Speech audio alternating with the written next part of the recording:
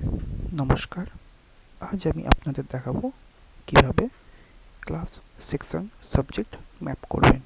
প্রথমে অ্যাডমিন নিজের user name এবং পাসওয়ার্ড থেকে লগ ইন করতে হবে। দেন এই পেজ ওপেন হবে, বিটাতে ক্লিক করতে হবে। সাবজেক্ট প্রথমে ক্লিক করতে হবে, যে সাবজেক্ট অ্যাড করা আছে সেই সাবজেক্টটা দেখতে হবে যে অ্যাডেড আছে কিনা।